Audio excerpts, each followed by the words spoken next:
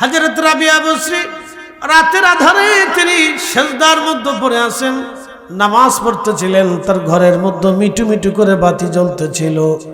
তো রাবিয়া বসরি রাহমাতুল্লাহ আলাইহির মনিব চিন্তা করলেন, এত রাত্রে রাবিয়ার ঘরে আলো জ্বলে কেন, কারণ কি দেখার জন্য তিনি গেলেন। যাইয়া লক্ষ্য করলেন রাবিয়া সেজদার মধ্যে পড়ে কাঁদে আর বলে, ইয়া রাব্বি, দুনিয়ার মালিকের অধীন করে দিয়েছ, সারা দিন দুনিয়ার মালিকের কাজ করা লাগে, আল্লাহ তোমার কাজ করার সুযোগ পাই না। আল্লাহ রাত্রিবেলার সুযোগ হইছে, তোমার সেজদা দিতেছে। আল্লাহ রাবিয়ার প্রতি বেজার হইও না, রাবিয়ার উপরে তুমি রাগ করো না। আল্লাহ তুমি রাবিয়ার প্রতি বেজার হইও না, রাবিয়ার প্রতি তুমি রাগ করো না। আল্লাহ রাবিয়ার উপরে তুমি বেজার হইও না। এইভাবে রাবিয়া বসরি সেজদার মধ্যে পড়ে পড়ে কাঁদতেছে। রাবিয়া বসরি সেজদার মধ্যে পড়ে পড়ে কাঁদে। মালিক চিন্তা করলো, হায় হায়, আমি কোন কামের বেটি দিয়ে বাড়ি কাজ করাই, এ তো কাজের বেটি নাই, আল্লাহওয়ালা বান্দি। সকালবেলা ডাক দেখে, রাবিয়া তোমার ছুটি দিয়ে দিলাম। তো রাবিয়া বলতেছে, মালিক আমি গরিব মানুষ, কাজ করে খাই, ছুটি দিলে কাজ কোথায় পাবো? বলছে, রাবিয়া রে, তুমি এমন এক মালিকের কাজ করো, যে মালিকের কাজ তুমি করতে থাকো বিনা আমার কাজ ছাড়া, ওই মালিকের কাজ করলে আমি বেতন দিয়ে দিব। রাবিয়া তুমি বেতন নিয়ে যাবা, কিন্তু কাজ ওই মালিকেরটা করবা। আমি কালকে রাত্রিবেলা বুঝতে পারছি তুমি ওই মালিকের কাজ করো। রাবিয়া তোমার 24 ঘন্টা মুক্ত করে দিলাম, তুমি আল্লাহর কাজ করতে থাকো, যাও। একসাথে বলুন আল্লাহু আকবার। তো পৃথিবীতে তারা সফল কাম যারা নিজেদের সময়টাকে বেহুদা নষ্ট না করে, কাজে পরিণত করে। আল্লাহর বিধান অনুযায়ী আমাদের সময়টাকে আমরা কাজে পরিণত করি। যেমন এই যে আমরা আজকে বসলাম এখানে, যতটুকুন সময় বসছি ততটুকুন আমাদের আল্লাহর কাজে ব্যয় হচ্ছে। কথা ঠিক আছে না? যারা এই প্যান্ডেলটা মাহফিলটা সাজানোর জন্য এতদিন পরিশ্রম করলেন, তাদের ওই সময় থেকে এই কাজটা আল্লাহর কাজে গণ্য হয়ে গেল। আপনি রাত্রিবেলা তো ঘুমান না, ঘুমাইতে তো হবে। তো ঘুমানোর আগে আপনি যদি জিকির করতে করতে করতে করতে ঘুমান, দুরূদ শরীফ পড়তে পড়তে ঘুমান, তো চিন্তা করলেন আপনার তো ঘুমাইতেই হবে। তো এশার নামাজ পড়ে আপনি তসবিহ হাতে নিয়ে দুরূদ শরীফ আপনি এই অজু করে তসবিহ হাতে নিয়ে বিছানায় শুয়ে শুয়ে শুয়ে শুয়ে দুরূদ পড়তে পড়তে পড়তে পড়তে পড়তে পড়তে ঘুমিয়ে পড়ছেন, অথবা জিকির করতে করতে করতে করতে করতে করতে ঘুমিয়ে পড়ছেন। ঘুম তো আসবেই, ঘুম তো হবে, ঘুমাইতে তো হবে। তো ঘুমিয়ে পড়ছেন, আপনি ঘুমাইছেন, কিন্তু ফেরেশতা ঘুমায় না, কেরামান কাতিবিন ঘুমায় না। তো কি করলো? সারা রাত্র ইবাদত করলেন না, কিন্তু ঘুমাই রইছেন। কিন্তু জিকির করতে করতে যে ঘুমাইছেন, সারা রাত্র ইবাদতের নেকি আমলনামা হয়ে গেছে। এই জন্য নিজেদের সময়কে যারা বেহুদা নষ্ট না করে, তারা সফল কাজ। সময়কে কাজে লাগাইতে হবে। আজারে বাজারে সময় নষ্ট করে আমাদের কোনো লাভ নেই। সময় কাজে লাগান, নিজের জীবনের সময় কাজে লাগান। মনে রাখেন, এই আপনার মশা বাঁচে মাত্র 2.5 দিন। তা আপনি মশার চিন্তা করেন, মশা তো 2.5 দিন বাঁচে। আপনি হাসরের অনুযায়ী কত সময় বাঁচেন হিসাব করেন। 60 বছরে দিয়ে 50,000 বছরে আজকে বাড়ি যায় ভাগ দিয়ে দেখবেন যে কত ঘন্টা, কত মিনিট, কত সেকেন্ড আসে। তাহলে বুঝবেন যে এতটুকু সময় আপনি হয়তো বাঁচলে বাঁচতেও পারেন, নাও বাঁচতে পারেন, কোনো গ্যারান্টি নেই। তাও কোনো গ্যারান্টি নেই। তাহলে আমাদের কাজ কি? যেহেতু থাকতে পারবো না, যেহেতু চলে যেতে হবে, এবং যেহেতু আসার আর কোনো সুযোগ নেই, তা আমাদের কাজ কি? আমাদের কাজ হচ্ছে আল্লাহকে খুশি করা। আমাদের কাজ হচ্ছে মুমিন হয়ে কবরে যাওয়া, প্রকৃত মুসলিম হয়ে কবরে যাওয়া। নতুবা আমাদের জন্য বড় কঠিন সংকেত আছে, বড় কঠিন দিন আমাদের। প্রিয় উপস্থিতি, খুব মনোযোগ দিবেন।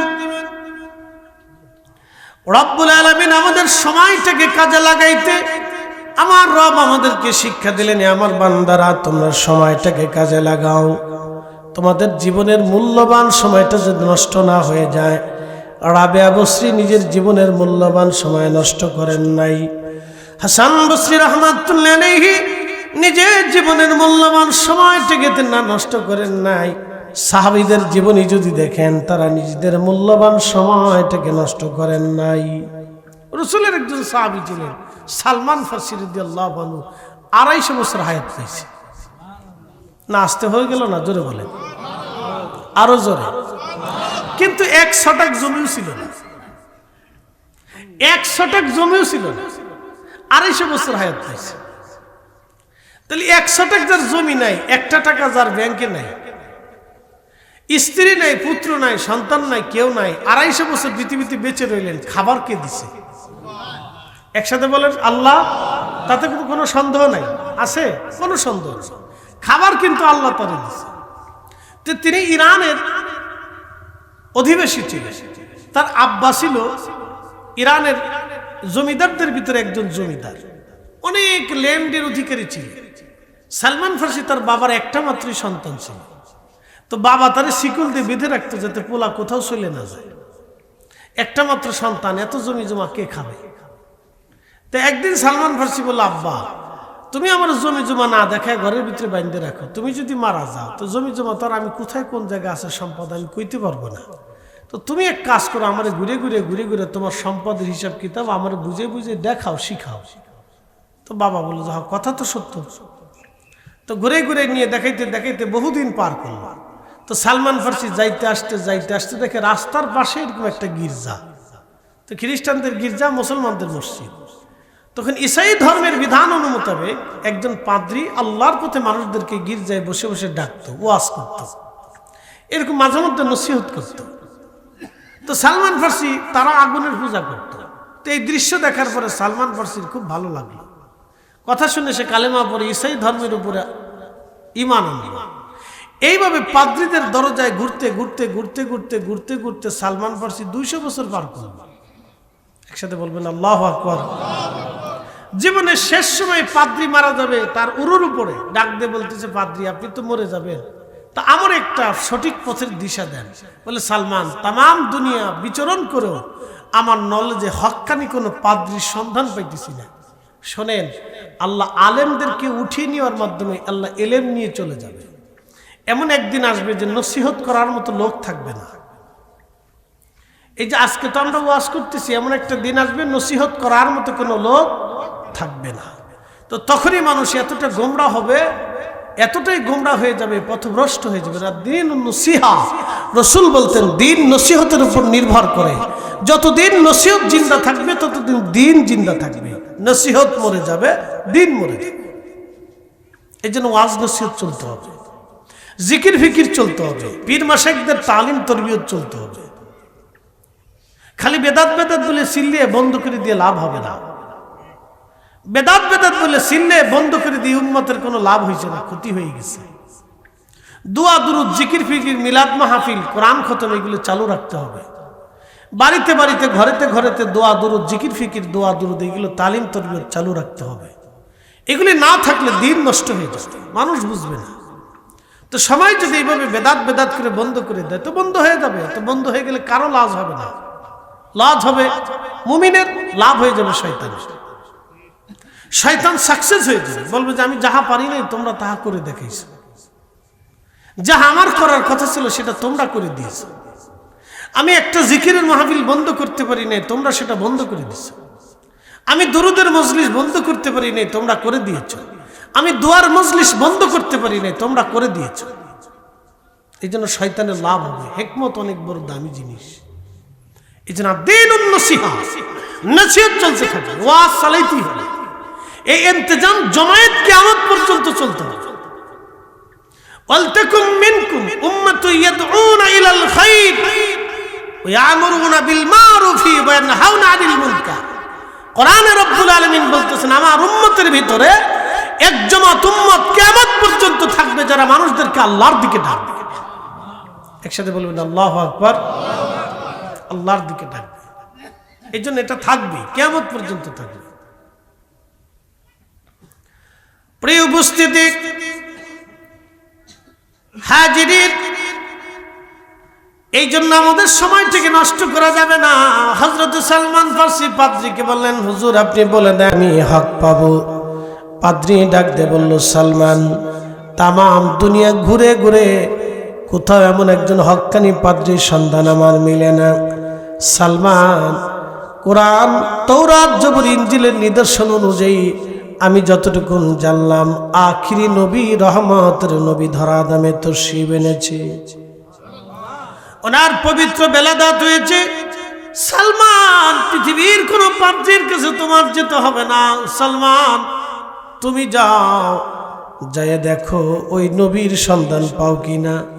সালমান ফার্সি বলল, পাদ্রী, নবী চিনব কেমনে? বলে, সালমান যেই দেশে খেজুরের বাগান বেশি, ও দেশে নবী আসবে। 2 নম্বর, আল্লাহর নবী সদকা গ্রহণ করবে না, হাদিয়া গ্রহণ করবে। 3 নম্বর, আল্লাহর নবীর পিঠ মোবারকে কবুতরের ডিমের মতো ছোট্ট একটা নবুয়তের মোহর পাবা, একটা নবুয়তের সিল পাবা। সালমান, যদি 3টা নিদর্শন তুমি পেয়ে যাও তাহলে বুঝবা উনি আখিরি নবী। ওনার পরে আর কোন নবী দুনিয়াতে আসবে না, ওনার পরে কিয়ামত দুনিয়াতে এসে যাবে। এই যে সালমান ফার্সির যাত্রা শুরু হলো, মদিনায় এসে শেষ হলো। তারপরের জীবনে দীর্ঘ সময় উনি বেঁচে ছিলেন। ওনার জীবনী অনেক বড় লম্বা, তো মূল আলোচনা করতে গেলে আমার এই বাকি আলোচনা হবে না। তো খুব মনোযোগ দিয়ে, সালমান ফার্সি রাদিয়াল্লাহু আনহু তিনি ইরাকের গভর্নর ছিলেন ইন্তেকালের আগে। মাসে 6000 দিরহাম বেতন পাইতেন। মাসে 6000 দিরহাম বেতন পাওয়ার পরে বেতন যখনই আসতো তখনই সব গরিবদেরকে ডেকে এনে সব মানুষদেরকে বুঝিয়ে দিতেন। একসাথে বলবেন সুবহানাল্লাহ। আর আমাদের দেশের যত রাজনীতিবিদ আছে, আল্লাহ মাফ করুক, ক্ষমতায় গেলেই খালি চুরি করার ধান্দা। কথা ঠিক আছে না ভাই? সে একবারে এই এ বলেন, বি বলেন, সি বলেন আর ডি বলেন, এই স্বাধীনতার পর থেকে এই পর্যন্ত সবই খালি এরকমই পাইতেছি। কোন কোন রাজনৈতিক দলের ভিতরে কিছু কিছু পার্সেন্ট ভালো আছে, কিছু পার্সেন্ট, বেশি পার্সেন্টই খারাপ।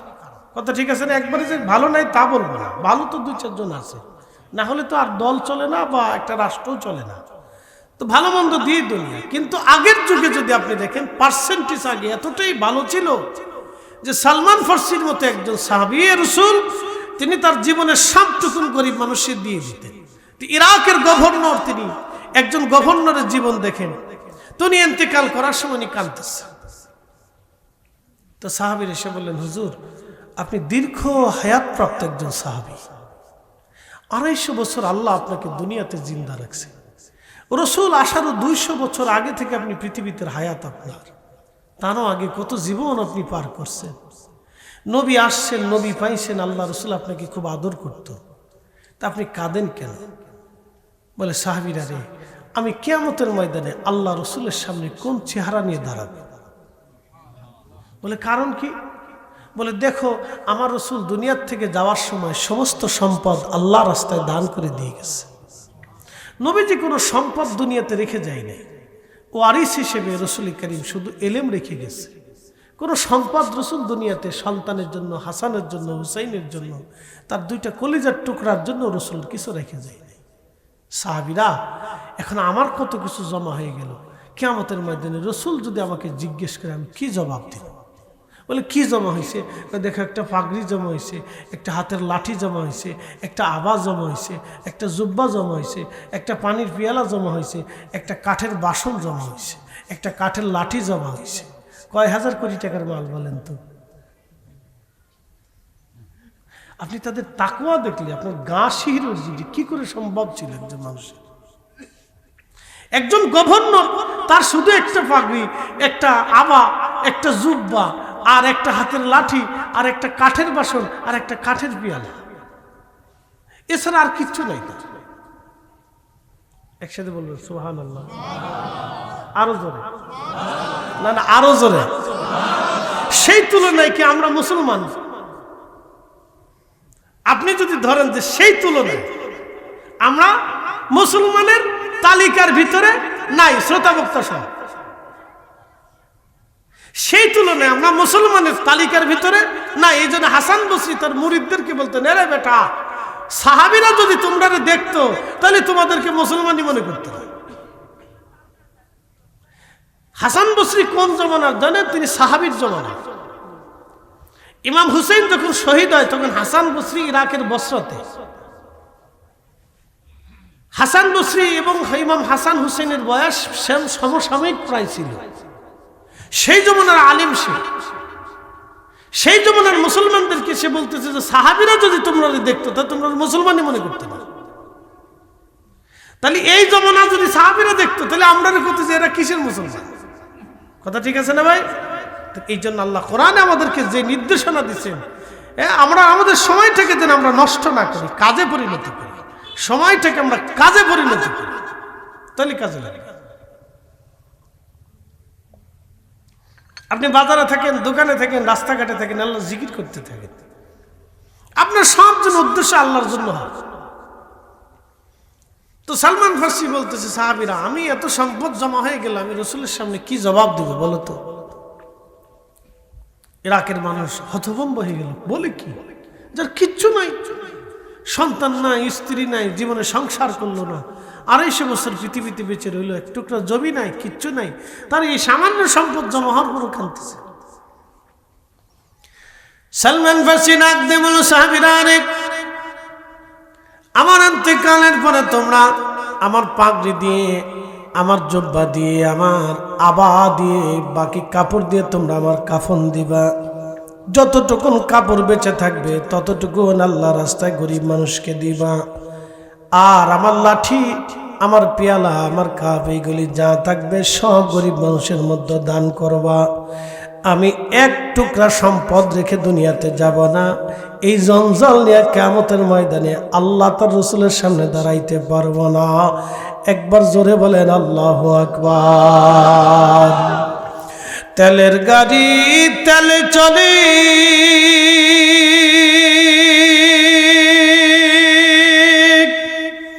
হাওয়ার গাড়ি হাওয়ায় উড়ে, বিনা তেলে চালায় গাড়ি নবী সুলাইমান। আমরা সেই মুসলমান। আমরা আমাদের অস্তিত্ব হারিয়ে ফেলছি, আমরা আমাদের অস্তিত্ব হারিয়ে ফেলছি, আমরা আমাদের সেই তাসাউফ হারিয়ে ফেলে দিয়েছি, তাজকিয়াতুন নফস আমরা হারিয়ে ফেলে দিয়েছি। আপনি দেখেন, হিন্দুদের ভিতরে নাগা সাধু আছে। নাগা সাধু বুঝছেন? বুঝে, ল্যাংটা। এরা সারা জীবন ল্যাংটা থাকে, কাপড় চোপড় পরে না, ল্যাংটাই থাকে। কালকে দেখলাম প্রতিবেদনে এক নাগা সাধু 40 বছর গোসল করে না। এত বিনা গোসলে ভগবান তালাশ করতেছে। আপনি একটু চিন্তা করেন, মানুষের কতটা অসুস্থতা। 40 বছর গোসল না করে সে ভগবান খুঁজতেছে, তার মনে যেটা ধরছে সে ওইভাবেই খুঁজতেছে। 40 বছর গোসল করে না, তার শরীরের কি পরিমাণ গন্ধ আপনি একটু চিন্তা করেন। লা হাওলা ওয়ালা কুওয়াতা ইল্লা বিল্লাহ।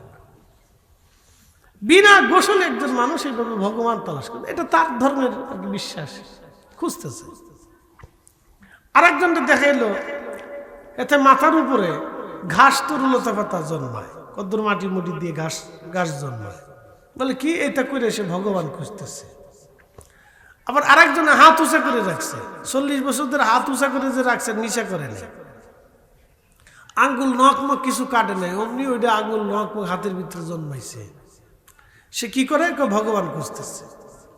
কি এক পাগল মানুষ! কতটা মূর্খতার ভিতরে, এই আধুনিকতার ভিতরে থাকে।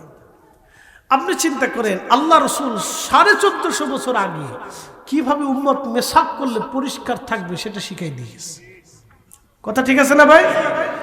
আপনি একটু চিন্তা করেন যে পেশাব পায়খানা করার পরে যখন মানুষ, আমাদের দেশে যদি দেখেন, আপনি আমাদের দেশে যদি দেখেন, আজ থেকে 50 বছর আগে ল্যাট্রিন কয়জনের বাড়ি ছিল?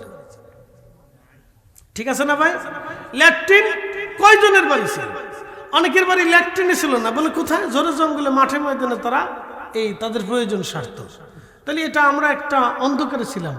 তাহলে 1450 বছর আগে আল্লাহর নবী উম্মত নিজেকে পরিষ্কার রাখতে হবে, ঢিলা কুলুপ ব্যবহার করতে হবে, পর্দার আড়ালে বাথরুম প্রয়োজন সারতে হবে, এবং পানি দিয়ে ধোয়ার পরেও সাবান মাটি দিয়ে হাত ধুতে করে পরিষ্কার হতে হবে। আল্লাহর নবী স্যানিটাইজেশন ব্যবস্থা এই 1450 বছর আগে উম্মতকে হাতে কলমে শিখাইলেন যে উম্মত পরিষ্কার থাকতে হবে। সপ্তাহে সপ্তাহে আঙ্গুলগুলি কেটে কেটে ছোট ছোট করে রাখতে হবে। অবাঞ্ছিত পশমগুলি 40 দিনের ভিতরে তাকে কেটে পরিষ্কার রাখতে হবে।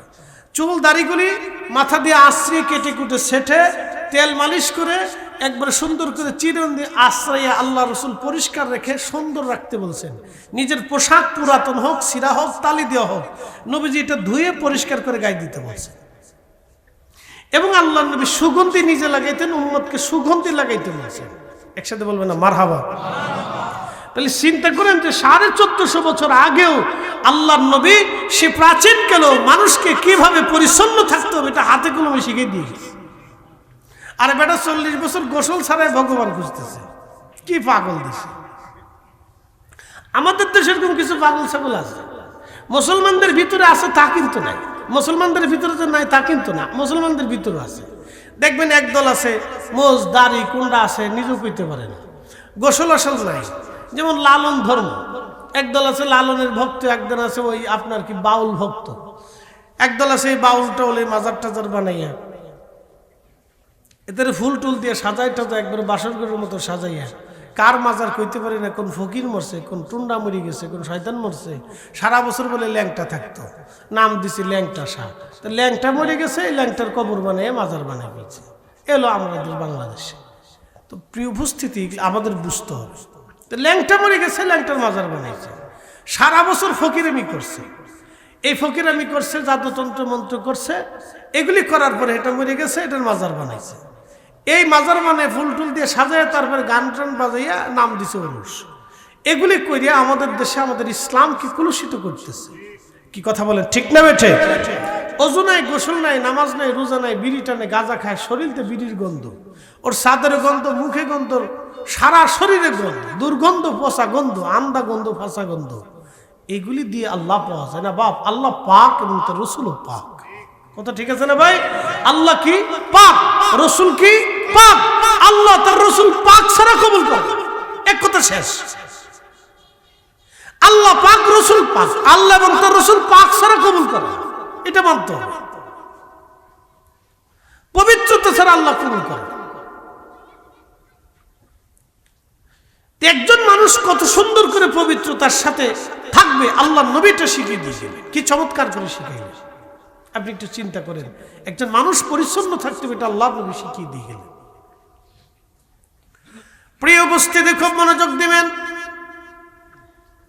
সালমান ফার্সি রাদিয়াল্লাহু আনহু ইন্তেকাল করলেন। দুনিয়ার সমস্ত সম্পদগুলি যা আছে তা অতিরিক্ত দান করা হলো।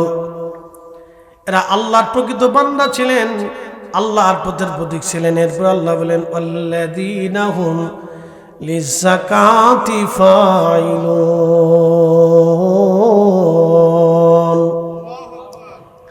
আল্লাহ রাব্বুল আলামিন বললেন, যারা নিজেদের সম্পদ থেকে আল্লাহর পথে যাকাত দেয়, ব্যয় করে, সম্পদ ব্যয় করে, যারা নিজেদের সম্পদ থেকে আল্লাহর পথে যাকাত আদায় করে, যাকাত যদি কেউ মালিকে সাহেবে নেশাব হয়, সাহেবে নেশাব 7.5 ভরি স্বর্ণ, এই পরিমাণ অর্থ যদি 1 বছর জমা থাকে, অথবা ব্যবসায়িক পণ্য, এই পরিমাণ সম্পদ যদি তার জমা হয়, আল্লাহর নবী বললেন শতকরা 2.5 টাকা হিসেবে সে যেন আল্লাহর পথে যাকাত দিয়ে দেয়।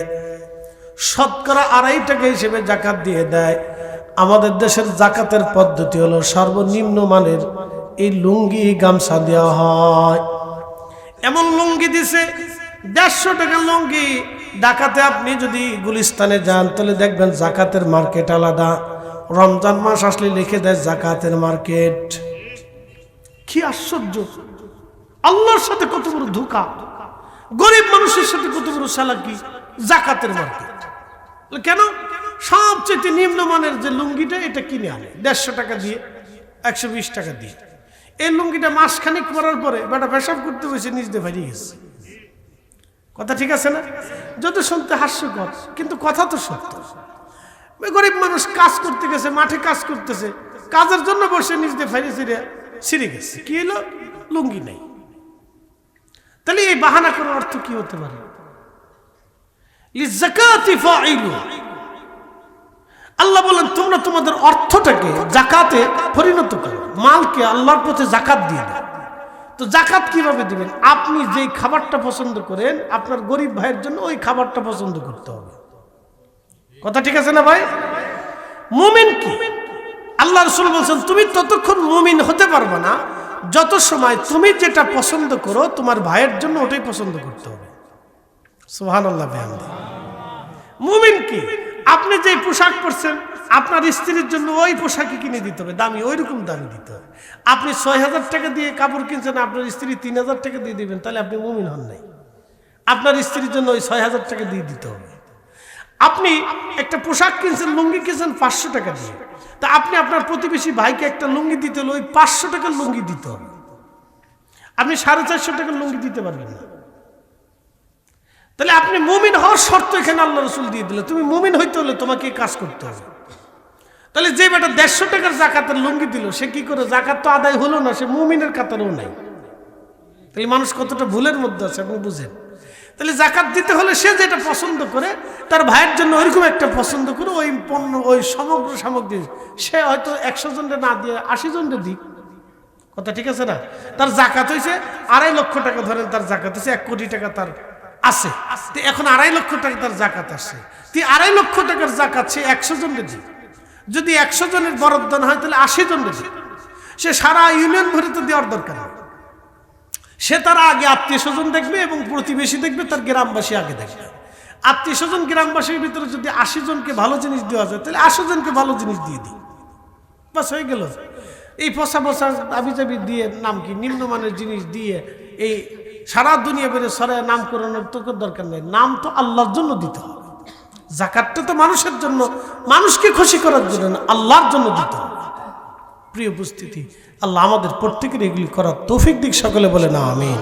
এগুলি বুঝে বুঝে দিতে হবে। এই জন্য আল্লাহ বলছেন অহুম লিযাকাতি ফাঈলুন, তারা নিজেদের সম্পদগুলিকে আল্লাহর রাস্তায় ব্যয় করে, জাকাত দিয়ে দেয়। আপনি যদি জাকাত না দেন তাহলে মাল পচে যাবে।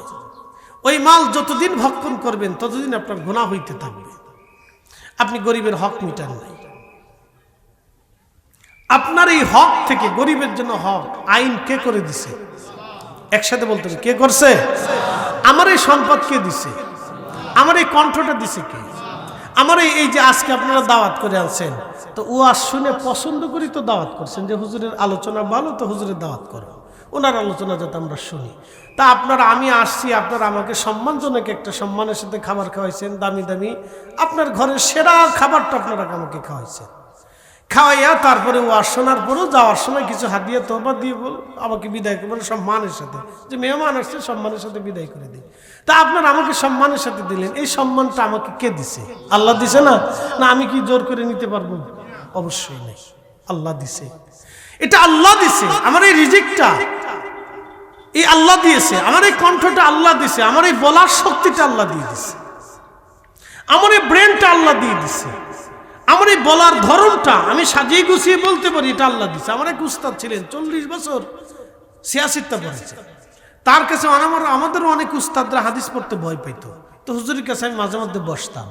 অনেক বয়স্ক লোক ছিল, কোনোদিনও জুব্বা আয়রন করে পরে নাই। আমি বহুবার বলছি, উস্তাদ জি আপনার জুব্বাটা দেন, আমি আয়রন করে ধুয়ে পরিষ্কার করে একবারে আয়রন করে দিও। বাজি কতদিন আর দুনিয়াতে বাঁচবো, তোর দরকার নাই। তো মুরব্বী মানুষ একটা টুপি মাথায় দিয়ে থাকতো, মনে হইতো না উনি এত বড় সাইকেল হাদিস, মনে হয়তো হয়তো দুনিয়ার এলাকার কোনো মুরব্বী টুরব্বী বসে রয়েছে, গরিব অসহায় ব্যক্তি, দেখলে মনে হইতো না এত বড় মুহাদ্দিস। তো খুব মনোযোগ দিয়ে, তো উনি আমাকে মাঝে মধ্যে বলতো, মনু, বরিশালের মানুষ, মনু তুমি এত মিষ্টি মিষ্টি কথা কোথায় পাও? আমি ছাত্র বয়স থেকেই ওয়াজ করি।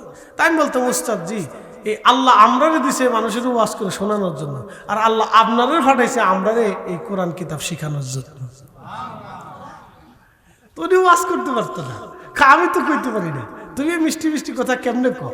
বলছে উস্তাদ যে আল্লাহ আমরারে দিছে মানুষের কথা শোনানোর জন্য, আর আল্লাহ আপনারে পাঠাইছে আমরা এই কোরআন কিতাব শিখে মানুষের জন্য তৈরি করার জন্য। মনু এখনো যুক্তি দাও, তুমি কখনো মিঠে মিঠে কথা কও। হ্যাঁ উস্তাদ জি, যেটা ভালো মনে করে। তো এইরকম সবাই কিন্তু পারে না। তা আল্লাহ যাকে আমার কবুল করছেন বিদায় সম্ভব। তাহলে এখন যদি আমি মনে করি যে আমি বিরাট কিছু হয়ে গেছি, তাহলে বুঝতে হবে যে আমি আর আমার কাতারে না, আমি শয়তানের কাতারে চলে গেছি। কথা ঠিক আছে না ভাই? যদি আমি মনে করি যে আমার এই বক্তব্যের জীবনে আমি মনে বিরাট কিছু হয়ে গেছি, না না না, আমি কিচ্ছু হয়ে গেছি, আমি কিচ্ছু হয়নি। উনি দিচ্ছেন আমাকে, আল্লাহ দিয়েছেন, আল্লাহ দিয়েছেন। তো আমাদের সম্পদটা আল্লাহ দেন, কে দেয়? আল্লাহ দেয়। এই জন্য আল্লাহ বলছেন তোমাকে আমি সম্পদ দিছি, ওয়ানফিকু মিম্মা রাযাকনাকুম মিন ক্বাবলি আইয়াতিয়া আহাদাকুমুল মাউত। আমি তোমাকে রিজিক দিছি, তোমার মৃত্যুর আগেই তুমি তোমার রিজিক থেকে আল্লাহর পথে ব্যয় করো।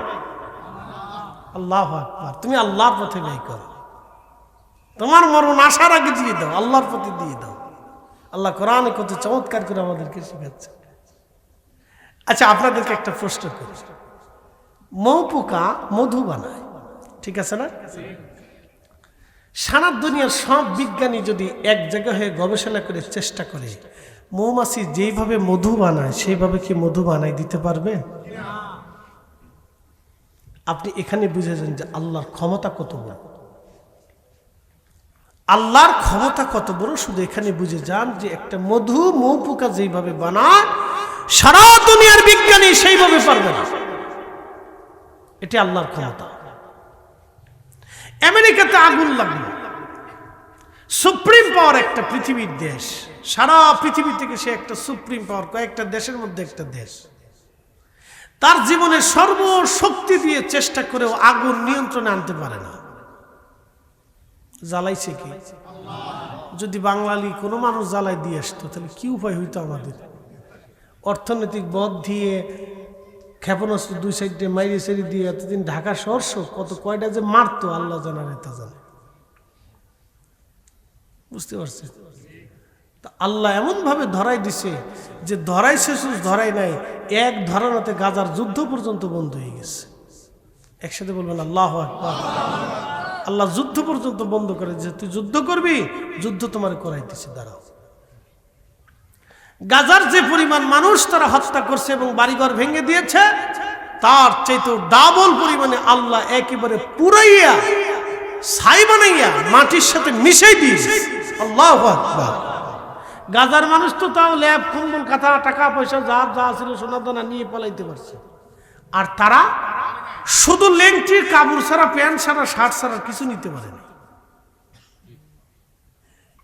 এক প্রতিবেদনে দেখলাম 204 কোটি ডলারের মূল্যের একটা বাড়ি পুড়ে গেছে। 204 কোটি ডলার। বাংলাদেশের, তাদের 1 কোটি, বাংলাদেশের 135 কোটি। এবার হিসাব করেন 204 কোটিতে বাংলাদেশের কত হাজার কোটি টাকার একটা বাড়ি পড়ছে। তাহলে বাড়ির মধ্যে কি ছিল? তাহলে বোঝা গেল সেই দেশের ধনী আমাদের দেশে বসুন্ধরার মালিকরাও ধনী মনে করে না। কি কথা ঠিক আছে না ভাই? অথচ লাভের কোনো শেষ নেই। যমুনার মালিকরা সে মালিকই মনে করে, মালিকই মনে করবেন যে যার 204 কোটি ডলারের একটা বাড়ি আছে হে তো ধনীরা, আমরা বাংলাদেশের ধনীর ধনী মনে করে না, হে মনে করে মিসকিন বেড়া। আল্লাহু আকবার। এটা আল্লাহর মায়ের। একসাথে বলেন কার মায়ের? আল্লাহর। আল্লাহর ফয়সালা আছে না? কথা কন না কেন? আছে না? আছে। অতএব আপনি যদি আমার সম্পদ থেকে আল্লাহর পথে ব্যয় না করি তাহলে আল্লাহ আমারও সম্পদ আগুন দিয়ে দিতে পারে। কথা ঠিক আছে না? আর যদি আপনি আল্লাহর পথে যাকাত দিয়ে দেন তাহলে আপনি নিরাপত্তা পাবেন। নিরাপত্তা পাবেন, আল্লাহ নিজে বলছে আমি নিরাপত্তা দেব। আপনি নিশ্চিন্ত ঘুমাবেন যে না আমি তো আমার হক আদায় করে দিচ্ছি, তাহলে আমার তো আল্লাহ কেন পুরাই দিন? কথা ঠিক আছে না? আমার এক উস্তাদ, আমি দাখিলে পড়া থাকা অবস্থায়, উস্তাদজি খুব তাকওয়াশীল লোক ছিলেন। তো উস্তাদজি তিনার এই বাজারে একটা দোকান ছিল। তো উস্তাদজির বাজারের ওই বাজারে সব দোকান আগুনে পুড়ে গেছে, কিন্তু উস্তাদজিটা পুড়ে নাই। পরের দিন উস্তাদজি এসে বলল যে আমি 1 কলস পানি নিয়েও যাইনি। বলে কেন? উস্তাদজি বললেন যে আমি নামাজ পড়ে যখন আগুন লাগছে তখন আমি বাসাতে নামাজ পড়ে আল্লাহকে বললেন, আল্লাহ আমি তো তোমার দেওয়ার রিজিক থেকে কখনো কোনো গরিবরে আমি মাহরুম করিনি। আল্লাহ তোমার এই দেওয়া রিজিক থেকে আমি তোমার পথে যথাসাধ্য তোমার আইন অনুযায়ী দান করে দিছি, তাহলে আমার সম্পদ তো পুরার কথা না। আল্লাহ তুমি তো ওয়াদা করছো। আমি দোয়া করে আল্লাহর এই কথা বলতেছি, আল্লাহ তুমি ওয়াদা করছো আমি 1 কলস পানি নিয়েও যাবো না। আল্লাহ তুমি পুরাইলি পুরাও, রাখিলে রাখো। আল্লাহু আকবার। পরের দিন এসে আমরা ক্লাসে বলতেছে, বাবারে তোমরা যদি এরকম তাকওয়াশীল হইতে পারো, তোমরা যদি আল্লাহর উপরে ইয়াকিন রাখতে পারো এবং আল্লাহর পথে এইভাবে দান করে দিতে পারো, তাহলে তোমরা এরকম নিরাপত্তা পাবে। সুবহানাল্লাহ বিহামদিহি। তোমরাও নিরাপত্তা পাবে। ঠিক তাই বলে তো সব দোকান পুড়ে গেছে, আমারটা পুড়ে নেই। আমার ডাইনে পড়ছে, বামে পড়ছে, সামনে পড়ছে, পিছে পড়ছে, সব পুড়ে গেছে, আমারটা পুড়ে নেই। আমি এক কলস পানিও দিইনি, আল্লাহ আমারটা বাঁচায় রাখছে। একসাথে বলুন আল্লাহু আকবার। এই জন্য আল্লাহর পথে যখন আপনি যাকাত দিয়ে দিবেন তখন আপনি নিরাপদ। আপনি আল্লাহকে বলতে পারবেন, আল্লাহ আমি তো তোমার হক নষ্ট করি নাই, তোমার আইন থেকে আমি অমান্য হই নাই, তাহলে আল্লাহ তুমি আমার সম্পদ কেন নষ্ট করলা? কথা ঠিক আছে না ভাই? আল্লাহকে আপনি বলতে পারবেন যে আল্লাহ কেন নষ্ট করলা, তাহলে তো বা তুমি নষ্ট করতে পারো না আল্লাহ, কারণ আমি তো তোমার সব কিছু দিয়ে দিচ্ছি, তোমার আইন মোতাবেক কাজ করে দিচ্ছি। এই জন্য নিজেদের সম্পদগুলিকে আল্লাহ রাস্তায় যাকাত দেওয়া, এটা আমাদের দায়িত্ব, আমাদের কাজ। আল্লাহ আমাদের তৌফিক দিক, সকলে বলে না আমিন। একটু দরুদ শরীফ পড়ি। আল্লাহুম্মা সাল্লি আলা মাওলানা মুহাম্মাদ ওয়া আলা আলি সাইয়্যিদিনা মাওলানা মুহাম্মদ। এরপরে আমার আল্লাহ বলেন ওয়াল্লাযীনা হুম লিফুরুজিহিম হাফিজুন, এবং যারা নিজেদের যৌনাঙ্গকে হেফাজত করে। একসাথে বলেন সুবহানাল্লাহ। নিজেদের যৌনাঙ্গকে যারা হেফাজত করে, আল্লাহর নবী বলেন উম্মত তোমরা তিনটা জিনিসের গ্যারান্টি দাও, আমি তোমাকে বেহেশতের গ্যারান্টি দেব। এক নম্বর তোমার জিহ্বা, এক নম্বর তোমার জিহ্বার তুমি গ্যারান্টি দাও, তুমি তোমার জবানের গ্যারান্টি আমাকে দিয়ে দাও। দুই নম্বর তুমি তোমার চোখের গ্যারান্টি দিয়ে দাও। তিন নম্বর তোমার গুপ্তাঙ্গের গ্যারান্টি আমাকে দিয়ে দাও, তোমার যৌনাঙ্গের গ্যারান্টি আমাকে দাও। উম্মত আমি তোমাকে বেহেশতের গ্যারান্টি দিই। আল্লাহু আকবার, জোরে বলেন আল্লাহু আকবার। এই জন্য আল্লাহ বলেছেন আল্লাযীনা হুম লিফুরুজিহিম হাফিজুন।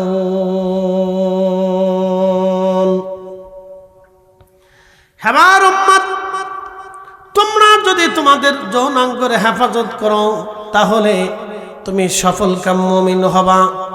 এক সাহাবী এসে বলেন ইয়া রাসূলুল্লাহ, এক যুবক সাহাবী এসে বলে ইয়া নবী আল্লাহ আপনি আমাকে জিনা করার অনুমতি দিয়ে দেন।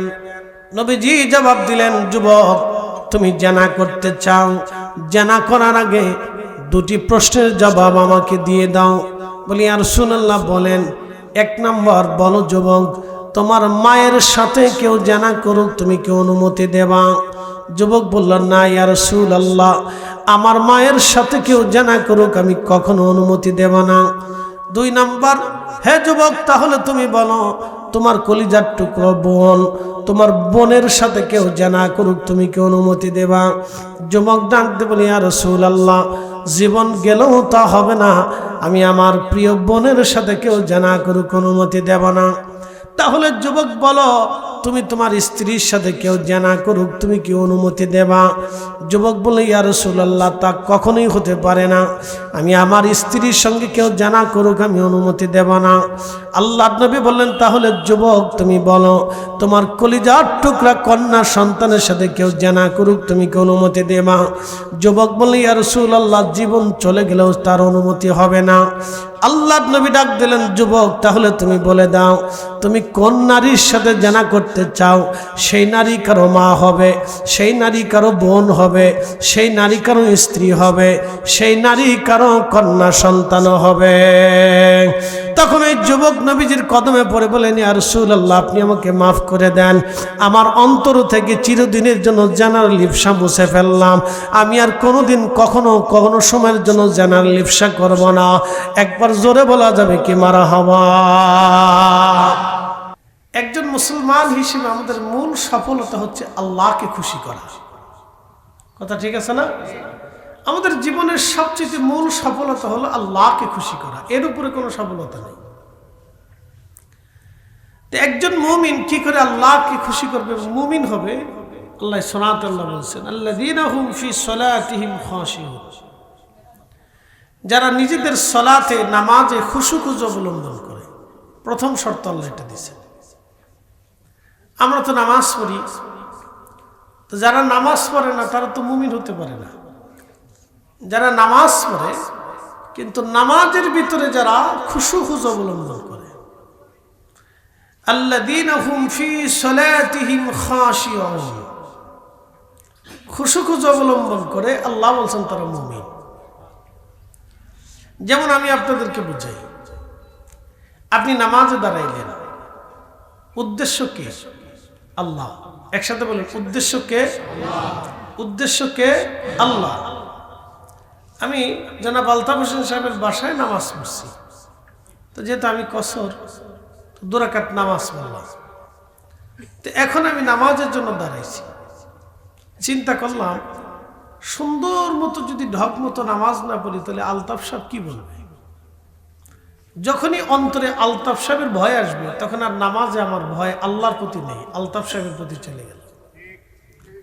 আল্লাহ রসুল বললেন, এই নামাজটা হলো শিরকের নামাজ। এই নামাজ তো হবেই না, বরং নামাজের ভিতরে শিরিক ঢুকবে, অংশীদারিত্ব ঢুকবে।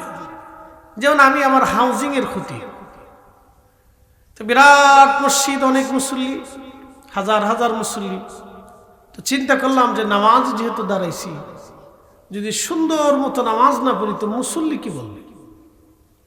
তো যখনই আমি মুসল্লির চিন্তায় নামাজে দাঁড়াবো, তখন আমার নামাজ আর নামাজ হচ্ছে না, এই নামাজ শিরকের মধ্যে চলে গেল।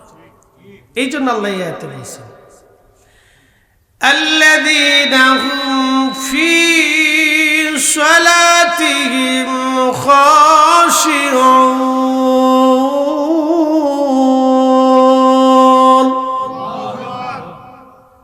সফল কাম, সেই মুমিন সাকসেস হবে, এই ব্যক্তি কামালিয়ত পাবে, মুমিনের শেষ স্তরে পৌঁছাবে যে নামাজের মধ্যে খুশুক অবলম্বন করে, শুধু আল্লাহর জন্য নামাজ পড়ে। যেমন যদি এটা গল্প, সত্য মিথ্যা জানি না, তারপর অনেক সময় আমরা বলে থাকি যে এক লোক ইমাম সাহেব হুজুর নামাজ পড়ে 3 রাকাত পরে সালাম ফিরিয়ে ফেলছে। তো হতে পারে ভুল, আমাদের এখন হয়। তো সালাম ফেরানোর পরে তো মুসল্লিদেরকে বলতেছে, মুসল্লিন ইকরাম, নামাজ কি 4 হয়েছে না 3 হয়েছে? তো সব মুসল্লি বলতেছে, হুজুর আপনি যেমনি পড়ছেন আমরা তেমনি পড়ে ফেলছি। তো একজনে দাঁড়ায়, হুজুর না, নামাজ আজকে 3 রাকাত হয়েছে। বলে কিভাবে বুঝলেন? সবাই কেউ কইতে পারে না, আপনি বলতেছেন। আমি প্রত্যেক রাকাতে 1 দোকানের হিসাব করি, আজকে 3 দোকানের হিসাব হয়েছে, ওখানে একটা বাদ আছে, তার মানে বোঝা গেল নামাজ 1 রাকাত কম হয়েছে। তো এরকমও মুসল্লি আছে। আমাদের দেশে দেখবেন রাজনীতি আসবে সামনে, নির্বাচন আসলে কিছু মানুষ আছে নির্বাচনের তাগিদে নামাজ পড়ে। সে মূলত নামাজই না, সে মানুষকে দেখানোর জন্য নামাজ পড়ে যে আমি যদি নামাজ না পড়ি তাহলে মানুষ কি বলবে। সামাজিক বিচারের ক্ষেত্রে কিছু মানুষ বিচার আচারে বসে। তো ইমাম সাহেব হুজুর বলল যে জোহরের আজান পড়ছে, আসেন নামাজটা পড়ে আসে। তখন যারা নামাজ পড়ে না তারা চিন্তা করলো যে নামাজ যদি না বলি পড়ি তো সমাজ কি মনে করবে, তো সমাজকে খুশি করার জন্য নামাজ পড়ে। তারা মূলত আল্লাহকে খুশি করার জন্য নামাজ পড়ে না। কথা ঠিক আছে না? এই জন্য আল্লাহ বলছেন যে নামাজে যে খুশুক অবলম্বন করে, সালাতের প্রতি যত্নবান, সে সফল হয়। প্রিয় উপস্থিতি, আমাদের দেশে আরো কিছু নামাজ আছে, আমি সেই নামাজের নাম দিছি বিয়াই নামাজ। বলে হুজুর বিয়াই নামাজ কি? বিয়ে বাড়ি গেছে, নতুন আত্মীয়তা হয়েছে, চিন্তা করলো বিয়ে ডাক দেখে বিয়ে আসেন আসেন না মসজিদে যে নামাজটা পড়ে আসি। তো চিন্তা করলো যে বিয়ে ডাকছে, মসজিদে যদি না যেত বিয়ে কি মনে করবে। তো বিয়ের চিন্তায় যখন নামাজ আসবে তখন আর নামাজ হবে না, তখন শিরিকের ভিতরে চলে গেল, কারণ সে বিয়েকে ভয় পাচ্ছে। তো খুব মনোযোগ দেন। তো নামাজের ভিতরে মানুষ শিরিক করে, এটা আল্লাহ রসুল বলছেন যে এই অবস্থায় মানুষের নামাজের ভিতরে শিরিক হয়ে গেল। এরপরে কি আছে বতরের নামাজ, আমাদের আঞ্চলিক ভাষায় বলে বতরের নামাজ, মানে সিজনারি নামাজ, শুধু জুমা পড়ে বাকি আর পড়ে না, আছে না এরকম? এটা হচ্ছে সিজনারি নামাজ। তো এই নামাজেরও 4 পয়সা মূল্য নাই। এই জন্য আল্লাহ বলেছেন قد أفلح المؤمنون الذين هم في صلاتهم خاشعون। আল্লাহ বলেন সফল কাম সে নামাজি, সফল কাম হবে সে মুমিন, কামিয়াবি হবে, আল্লাহকে পেয়ে যাবে সেই ব্যক্তি আমার মুমিন, যে নামাজের মধ্যে খুশুক অবলম্বন করে, শুধু আমি আল্লাহর জন্য নামাজ পড়ে অন্য কারো উদ্দেশ্য হবে না। এই জন্য রব্বুল আলামিন বললেন, কুল ইন্না সালাতি ওয়া নুসুকি ওয়া মাহইয়ায়া ওয়া মামাতি লিল্লাহি রাব্বিল আলামিন।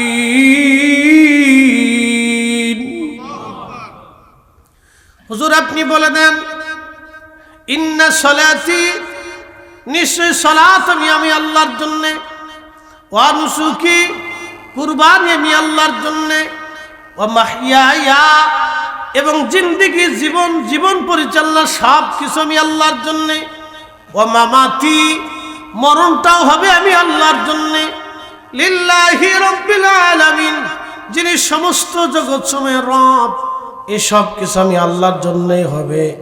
যখন আল্লাহর জন্য হবে তখন আমাদের ব্যবসা আল্লাহর জন্য হবে, রুটি রুজি আল্লাহর জন্য হবে, আমাদের বিয়ে শাদী আল্লাহর জন্য হবে, সংসার জীবন ধর্ম কর্ম আল্লাহর জন্যই হবে। তখন আমরা কামিয়াব হব। আল্লাহ রাসূল বলতেছেন ঠিক তখনই মানুষ, কোরআন আল্লাহ বলতেছেন তখন মানুষ কি হবে? কামিয়াব হবে। এটা ছাড়া সে কখনো কামিয়াব হবে না। কামিয়াবি শুধুমাত্র এইখানে আল্লাহ আমাদেরকে যেটা দিয়েছেন। তো অ্যাটেনশন। এরপর আল্লাহ রাব্বুল আলামিন বলতেছেন, আল্লাযীনা হুম আনিল লাগি মুরিদুন ওয়াল্লাযীনা হুম লিযাকাতি ফাইলুন, এবং যারা বেহুদা কর্মকাণ্ড থেকে নিজেকে নিবৃত রাখে। দেখবেন আমাদের সমাজে কিছু মানুষ আজেরে কাজে সময় নষ্ট করে, কেউ চার দোকানে, কেউ ফানের দোকানে, কেউ বিড়ির দোকানে, কেউ গল্প গুজবে, কেউ খেল তামাশা, কেউ হাসি তামাশা, কেউ নাটকে, কেউ দুনিয়াবি চিন্তায়, কেউ খেলাধুলার মাঠে, এই অসার অশ্লীল কর্মকাণ্ড নিয়ে সে পড়ে থাকে। এই অসার আজের কাজ, যেটা কোনো কাজের অন্তর্ভুক্ত না, এই সমস্ত কাজ নিয়ে যারা পড়ে থাকে তারা সফল কাম হতে পারে না, কখনোই তারা সফল কাম হতে পারে না। আপনি যদি দেখেন আগের জমানার বুজুর্গ যারা ছিলেন, সাহাবায়ে কেরাম যারা ছিলেন, আপনি তাদের কাজ যদি পরিলক্ষিত করেন, রাসূলের একজন সাহাবী ছিলেন, তার নাম খাদিম রাসূল হযরত আনাস। সারা রাত্র কোরআন শরীফ তেলাওয়াত করতেন। ওনার আদত ছিল সারা রাত্র ভরে ভরে উনি কোরআন পড়তেন, ইবাদত করতেন, কোন রাত্র ইবাদত ছাড়া পার করতেন, সারা রাত্রি ইবাদত করতেন। তাহলে সেই তুলনায় আমরা কিন্তু কিছুই না, সেই তুলনায় আমরা কিছুই না। তারা কোনো সময়টাকে আল্লাহর কাজ ছাড়া দুনিয়ার কোনো কাজে সময়টাকে ব্যয় করতেন না। তারা জানতেন দুনিয়া খুব অল্প সময়ের জন্য। আমি আপনাদেরকে বলি, মশা কতদিন বাঁচে? 2.5 দিন, কেউ বলে 2.5 দিন, কেউ বলে 3 দিন, কেউ 5 দিন, তা যেটাই বাঁচুক, তা 2.5 দিন 3 দিন মশা বাঁচে। তা এখন আপনি যদি চিন্তা করেন যে 2.5 দিনের সামান্য সময়ের জন্য মশাকে আল্লাহ কেন বানাইল? 2.5 দিন সময় পেয়ে আপনার কানের কাছে যেইভাবে গো গো বো বো করে, যদি 50 বছর হায়াত পাইতো তাহলে কি করতো? চিন্তা করেন, আপনার উড়াই লইয়া মশারি টসি খুলে লইয়া তো কিন্তু যে আপনি আসেন জঙ্গলে, আসেন আপনার রক্তমুক্ত খাবো। তো মশার এই 2.5 দিনের হায়াতে যেমনি আপনার কানের কাছে ববো ববো করে শব্দ করে, যদি 50 বছর পাইতো তাহলে কি হতো? তো মশার তুলনায় আমরা কতদিন বাঁচি? আল্লাহ কোরআনে বললেন, তা'রুজুল মালাইকাতু ওয়ার রূহ, যেই দিন রূহগুলি, ফেরেশতাগুলি আল্লাহর দিকে ধাবিত হতে থাকবে, যেই দিন রূহ এবং ফেরেশতা আল্লাহর দিকে দৌড়াইতে থাকবে, সব আমরা দৌড়াইতে থাকবো আল্লাহর দিকে। কেউ কারো দিকে তাকানোর সুযোগ থাকবে না, না সন্তান, না স্ত্রী, না পুত্র, না পরিজন, কারো দিকে কারো ভ্রুক্ষেপ করার টাইম নাই। আম্মা জান আয়েশাকে নবী বলতেছেন, আয়েশা রে, সেই সময় পুরুষ এবং নারী উভয় জাতি বস্ত্রহীন থাকবে, তাদের শরীরে কোনো পোশাক থাকবে না। আম্মা জান আয়েশা বলেন, ইয়া রাসূলুল্লাহ, নারী সমাজও কি তাই? বলে হ্যাঁ। বলে আয়েশা রে, এক পুরুষ আর নারীর দিকে তাকাবে, নারী পুরুষের দিকে তাকানোর মতো সময় খুঁজে পাবে না। তাহলে আপনি বুঝেন যে সেই দিনটা কত বিভীষিকাময় হবে এবং কত কঠিন এবং ভয়াবহ হবে সেই দিনটা। আল্লাহর কোরআনে রব্বুল আলামিন বলতেছেন, হে আমার বান্দা, সেই হাসরের দিনটা কত বড় হবে, দুনিয়ার 50,000 বছর এক জায়গা করলে যত বড়, হাসরের একটা দিন হবে তত বড়। দুনিয়ার 50,000 বছর এক জায়গা করলে যত বড় হবে, হাসরের একটা দিন হবে তত বড়, হাসরের একটা দিন হবে তত বড়। আপনি আপনার জীবনের 60 বছর জিন্দেগিকে আপনি 50,000 বছরকে ভাগ দিয়ে দেখেন, 60 বছরের জীবনটাকে আপনি 50,000 বছরে ভাগ দিয়ে দেখেন। ভাগ দেওয়ার পরে দেখবেন আপনি দুনিয়ার সামান্য সময় পৃথিবীতে বেঁচে থাকেন, হাসরের মাঠের কয়েক ঘন্টা মাত্র পৃথিবীতে বেঁচে থাকেন, হাসরের মাঠের কয়েক ঘন্টা মাত্র পৃথিবীতে বেঁচে থাকেন, বেশি সময় আপনি দুনিয়াতে বাঁচেন না। তার মানে একটা মশা যত সময় পৃথিবীতে বেঁচে থাকে তার চেয়ে তো কম সময় আপনি হাসরের ময়দান অনুযায়ী আপনি দুনিয়াতে বেঁচে থাকেন। প্রিয় উপস্থিতি, এই জন্য এই সময়টাকে আমাদের বেহুদা নষ্ট করা যাবে না, সময়টাকে বেহুদা নষ্ট করা যাবে না। আগের যুগের ওলি সাহাবী একরামের জীবন যদি আপনি দেখেন, আল্লাহর 24 ঘন্টা তারা ইবাদতে কাটাইতেন, 24 ঘন্টা আল্লাহর ইবাদতে কাটাইতেন, একটা মুহূর্তের জন্য তারা ইবাদত ছাড়া থাকতেন না। রাসূলের যত সাহাবী ছিলেন, প্রত্যেকজন সাহাবী রাসূল প্রত্যেকটা সময় থেকে আল্লাহর জন্য নিজের জীবনটাকে নিবেদিত করতেন। আল্লাহু আকবার! কি মহিলা সাহাবী, কি পুরুষ সাহাবী যদি আপনি দেখেন, তাদের জীবনটা আল্লাহর জন্য কাটিয়ে দিতেন।